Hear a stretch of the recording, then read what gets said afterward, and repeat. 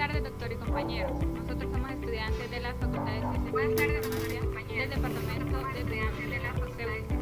Somos el grupo número 1 y estamos cursando la asignatura de toxicología. Y somos de la sección de la 0700. Como integrantes tenemos a Emily Mabel Velázquez Flores, la cual colaboró con el contenido y el a Alison Jacqueline Arias Cervellón, que también colaboró con el diseño y a mi persona, Emma Alexandra Rondón Gómez, la cual también colaboré con el contenido y la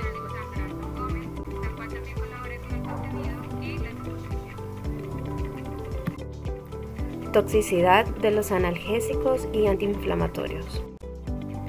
Dentro del contenido que vamos a abordar en esta exposición, hablaremos sobre los conceptos generales y la clasificación de los analgésicos y los antiinflamatorios, así como los efectos adversos generales de los AINES, el mecanismo de toxicidad cardiovascular de los AINES, la toxicidad aguda del ácido acetil salicílico y otros salicilatos. También vamos a abordar sobre la toxicidad de los antiinflamatorios glucocorticoides y la toxicidad de los opiáceos, opioides y otro tipo de analgésicos. En introducción, pues nosotros sabemos que los analgésicos son medicinas que reducen o alivian los dolores de cabeza, dolores musculares, artríticos o muchos otros achaques y dolores. Existen muchos tipos diferentes de analgésicos y cada uno tiene sus ventajas y riesgos. Algunos tipos de dolor responden mejor a determinadas medicinas que otras. Los antiinflamatorios son los medicamentos cuya función es la de detener o reducir la inflamación de una parte concreta del organismo. Esto suele conllevar una disminución del dolor asociado, produciendo también un efecto analgésico. Pero como todo medicamento, también presenta su toxicidad. Es por eso que aquí abordaremos un poco sobre los efectos adversos de los AINES a nivel hepático, renal, cardiovascular, entre otros, así como los mecanismos de toxicidad y también la toxicidad del ácido acetil salicílico, de los opiáceos y otros analgésicos. Dentro de los conceptos generales que vamos a abordar, es importante que conozcamos qué significa el término analgésico, pues los analgésicos o antiálgicos son aquellos medicamentos capaces de suprimir o aliviar la sensación dolorosa. Se trata de un segmento de mercado muy atomizado y con una importante presencia de genéricos. El dolor, que puede definirse también como una experiencia sensorial o emocional desagradable, acompaña a innumerables patologías de muy diversas etiología y gravedad. Este se define como la experiencia sensorial y emocional desagradable asociada a una lesión ística real o potencial o descrita en términos de dicho daño. La clasificación de los analgésicos nos encontramos con tres. Existen los analgésicos primarios, que tienen como efecto farmacológico principal aliviar el dolor. Son de amplio espectro, es decir, que son útiles en numerosos tipos de dolor. Dentro de ellos nos encontramos con los analgésicos antitérmicos. También nos podemos encontrar con los antiinflamatorios o los antiinflamatorios no esteroideos, como vamos a detallar más adelante, así como los opioides. Están los antiinflamatorios secundarios, que son los que tienen otras indicaciones pero pueden disminuir algún tipo de dolor específico. Dentro de este grupo de fármacos encontramos a los antidepresivos, antiepilépticos, los relajantes musculares y los anestésicos locales. Y para finalizar con esta clasificación se encuentran los coadyuvantes, que son psicofármacos, vasodilatadores y vasoconstrictores. Ahora vamos a conocer sobre el término de antiinflamatorios. Pues aplicamos el término de fármaco antiinflamatorio a un medicamento habitualmente empleado para evitar o disminuir la inflamación de los tejidos. El primer antiinflamatorio comercializado fue la aspirina a finales del siglo XIX. Este principio activo se obtuvo tras convertir el ácido salicílico en ácido acetil salicílico. Fue a partir de mediados de los años 50 del siglo XX cuando surgieron el resto de AINES. Los antiinflamatorios son los medicamentos cuya función es la de detener o reducir la inflamación de una parte concreta del organismo. Esto suele conllevar una disminución del dolor asociado, produciendo también un efecto analgésico. La clasificación de los antiinflamatorios se encuentran en dos grandes grupos: los antiinflamatorios esteroideos, que son los corticoides naturales, como las hormonas producidas por la corteza adrenal, o semisintéticos de características estructurales y farmacológicas similares a los primeros.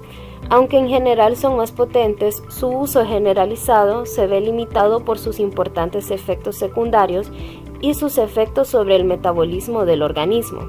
Ahora, con los antiinflamatorios no esteroideos, o conocidos normalmente como AINES, son un grupo químicamente heterogéneo de fármacos que, además de sus propiedades antiinflamatorias, actúan en mayor o menor medida como analgésico y antipiréticos. Esto lo vamos a detallar a continuación. Los AINES, pues es a partir de los años 50, como mencionábamos, que surgen los restos de fármacos AINES. Estos antiinflamatorios no esteroideos actúan aliviando el dolor por su acción analgésica, reduciendo la inflamación por su acción antiinflamatoria y disminuyen la fiebre por su acción antipirética. Los AINES pueden clasificarse de modos distintos, aunque uno de los más utilizados se basa en su estructura química. Podemos mencionar o agruparlos en salicilatos, paraminofenoles, derivados pirazólicos, derivados del ácido propiónico, entre otros. Los AINES actúan mediante la inhibición de las enzimas prostaglandinas, que por sus siglas PG, y la GH sintasa, coloquialmente conocidas como ciclooxigenasa COX.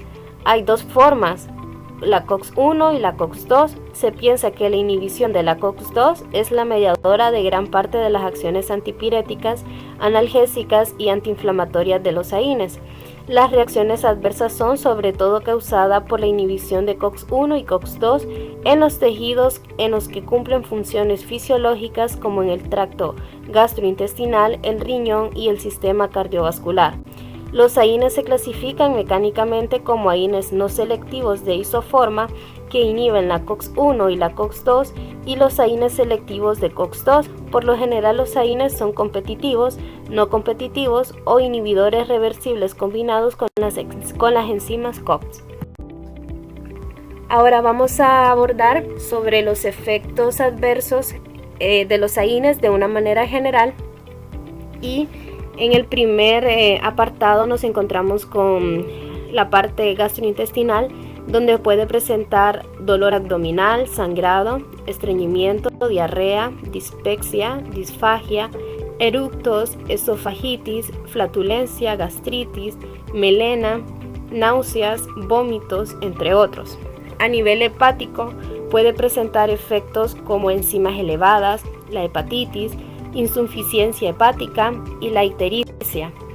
En la activación plaquetaria existe la activación de la plaqueta inhibida, la propensión a hematomas, el aumento del riesgo de hemorragia, la disfunción de las plaquetas y la trombocitopenia. A nivel renal, puede presentar azotemia, cistitis, síndrome nefrótico, oliguria, poliuria, insuficiencia renal, necrosis papilar renal y la retención de agua y sal. Continuando pues con los efectos a nivel cardiovascular, puede presentar el paciente edema, insuficiencia cardíaca, hipertensión, palpitaciones, un cierre prematuro del conducto arterioso, taquicardia sinusal, accidente cerebrovascular, trombosis, entre otros.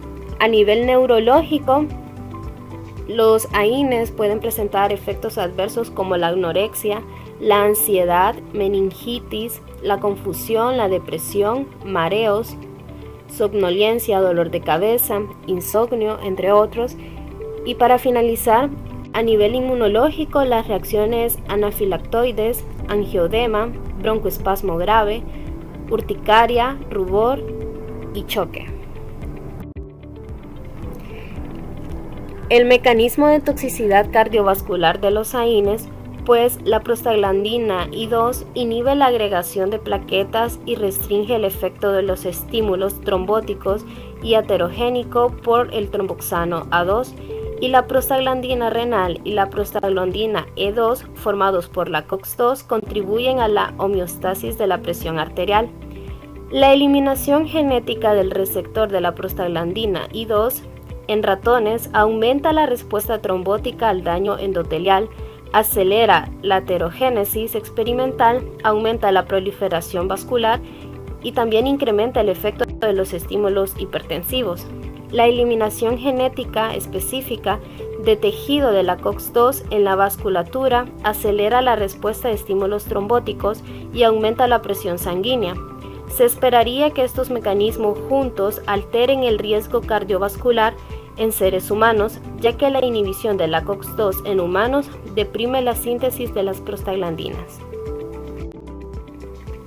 Hablando sobre la toxicidad aguda del ácido acetil salicílico y otros salicilatos, pues el envenenamiento o la intoxicación grave por salicilato es más frecuente en niños y algunas veces es fatal. Los efectos sobre el sistema nervioso central, nos encontramos con la hipernea intensa y la hiperpirexia son síntomas prominentes. Se ha presentado un descenso por el uso de 10 a 30 gramos de salicilato de sodio o ácido acetil salicílico en adultos, pero se han ingerido cantidades mucho mayores como 130 gramos de ácido acetil salicílico en un caso, sin un resultado fatal.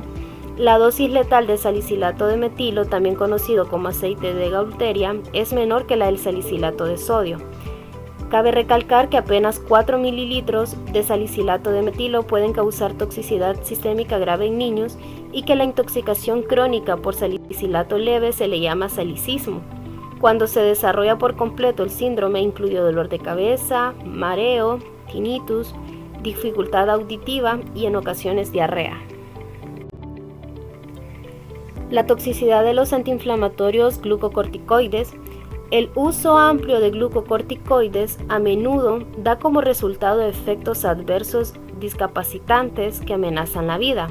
Estos efectos incluyen el retraso del crecimiento en niños, la necrosis avascular del hueso, la osteopenia, el aumento del riesgo de infección, la mala cicatrización de las heridas, cataratas, hiperglucemia e hipertensión. El advenimiento de los regímenes combinados de glucocorticoides e inhibidores de calcineurina ha permitido reducir las dosis o retirar con rapidez los esteroides, resultando en menor morbilidad inducidas por esteroides. La toxicidad de los opiáceos y los opioides.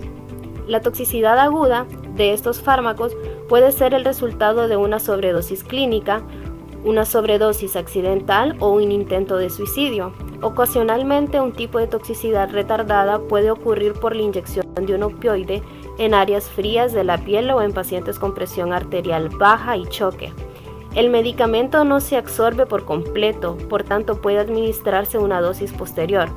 Cuando se restablece la circulación normal, puede absorberse una cantidad excesiva de forma repentina. En personas no tolerantes, la ingestión oral de 40 a 60 miligramos puede provocar una toxicidad grave con metadona. En el caso de la morfina, no es probable que un adulto sano sin dolor fallezca después de una dosis oral inferior a 120 miligramos o que tenga una toxicidad grave con menos de 30 miligramos por vía parenteral. La toxicidad de los otros analgésicos, nos encontramos con el paracetamol, que fue la primera causa de intoxicación medicamentosa en pediatría, el ácido valproico, que la depresión del sistema nervioso central constituye la alteración clínica fundamental en la intoxicación por ácido valproico, la fenitoína, que fue el primer antiarrítmico de elección de la intoxicación digitálica, y los barbitúricos, que son las principales intoxicaciones. Estas suelen presentarse en relación con la toma de pentobarbital, fenobarbital, entre otros. Como conclusión de nuestra presentación, pues sabemos que la inflamación es una respuesta de carácter protector contra los agentes agresores. No obstante, en ocasiones la reacción inflamatoria puede ser perjudicial por sí mismo, ya sea por su mecanismo patogénico básico, de modo que los fármacos denominados antiinflamatorios no esteroideos los AINES van a tener gran importancia y relevancia en este estudio. Pues tras la información recaudada, pues llegamos a la conclusión sobre la importancia de conocer e identificar desde los conceptos generales de estos fármacos, así como su clasificación y los efectos adversos para una correcta administración de los mismos. Se logró, podemos decir, de manera satisfactoria abarcar todos los contenidos asignados en esta unidad de toxicología. Las referencias bibliográficas de nuestra investigación.